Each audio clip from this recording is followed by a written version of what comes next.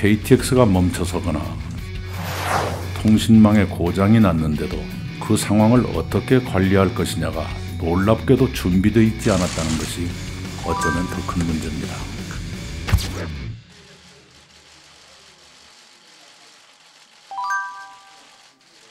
먼저 KTX 단전 사고와 KT통신구 화재 사고에 대해서 말씀드립니다.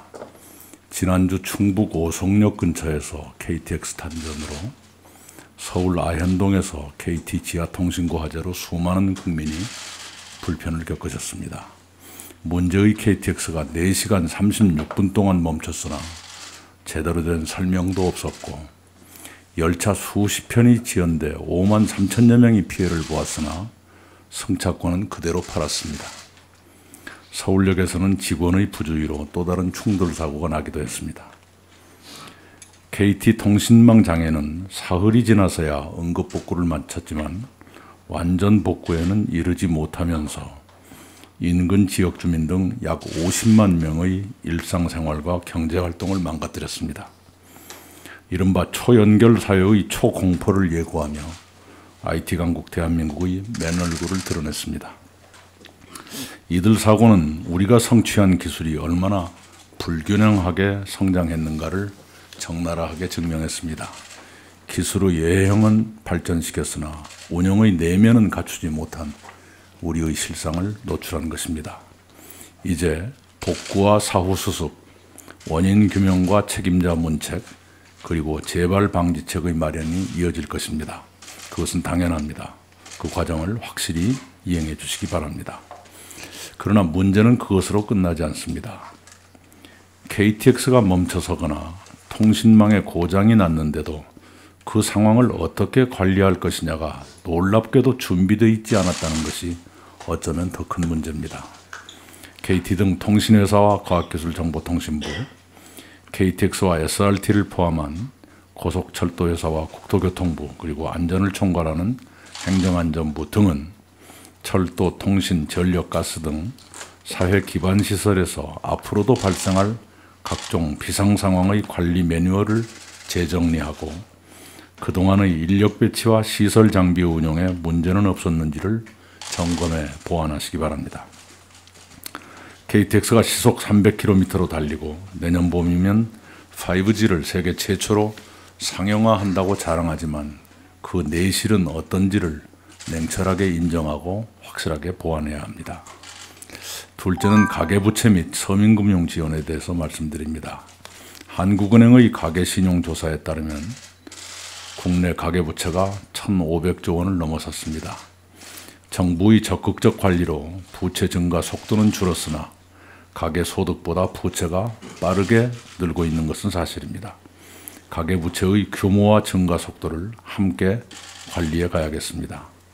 동시에 자영업자와 소상공인 등 서민의 금융부담을 완화해 드리는 일에 더욱 노력해야 합니다. 금융 나름의 이유는 있지만 돈 많은 사람이 싼 이자를 내고 가난한 사람이 비싼 이자를 무는 것이야말로 인간 사회의 가장 정의롭지 못한 일 가운데 하나라고 저는 생각합니다. 제2금융권 채무자 가운데 가능한 한 많은 사람이 제1금융권 대출로 갈아탈 수 있는 기회가 주어져야 합니다. 제도권 금융기관을 이용하기 어려운 분들을 위한 서민금융도 역할을 제대로 해야겠습니다. 서민금융 지원 프로그램이 27개나 된다지만 정작 도움이 절실한 사람들이 지원받지 못하는 경우가 많습니다. 금융위원회 등 관계부처는 지자체와 함께 전국에 설치된 44개 서민금융 통합지원센터 등을 활용해 서민금융 상품 안내와 지원은 물론 필요한 복지 서비스까지 연계되도록 해주시면 고맙겠습니다. 한계 상황에 내몰린 가게는 미등록 대부업체 같은 불법 사금융의 유혹에 빠지기 쉽습니다.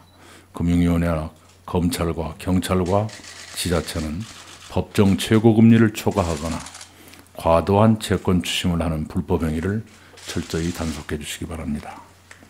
셋째, 웹하드 카르텔 근절입니다.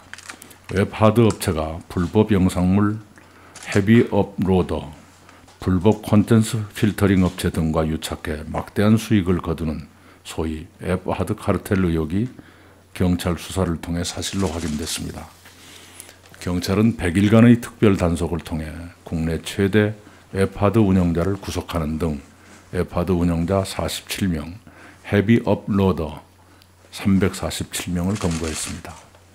정부가 디지털 성범죄를 근절하기 위해 온라인 불법 영상물 척결에 나섰지만 범죄 수법의 진흥화를 쫓아가지 못하고 있는 것입니다.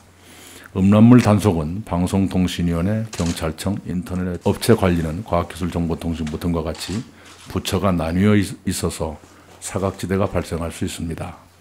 방송통신위원회, 경찰청 등 관계부처는 협의체를 구성해서 불법 영상물을 더 잘 차단하도록 현행 규제 체계를 점검하고 보완해 주시면 좋겠습니다. 법무부와 여성가족부는 불법행위 수익을 끝까지 추적해 전액 환수하고 제재를 강화하도록 관련 법령을 신속히 정비해 주시기 바랍니다. 네 번째, 체육계 비리에 대해서 말씀드립니다. 평창 동계올림픽에서 국민의 큰 사랑을 받으셨던 컬링 선수들의 폭로로 컬링은 물론 체육계의 뿌리 깊은 문제들을 척결하라는 요구가 다시 분출하게 됐습니다. 컬링 선수들의 문제 제기는 처음이 아닙니다. 평창올림픽 이전부터 선수들은 지도자들의 잘못을 하소연했습니다. 그런데도 대한체육회와 문화체육부는 그것을 시정하지 않았거나 못했습니다. 컬링뿐만이 아닙니다. 체육계 내부의 오랜 문제를 고치지 않고는 한국 체육의 지속적 발전을 기대할 수는 없다고 저는 감히 진단합니다. 몇 사람의 지도자나 특정 인맥이 선수 양성과 선발 등을 좌지우지하는 체육계의 적폐는 반드시 근절해야 합니다. 문화체육부와 대한체육회는 이번이 마지막 기회라는 비상한 각오로 체육계를 쇄신해 주시기 바랍니다. 이상입니다.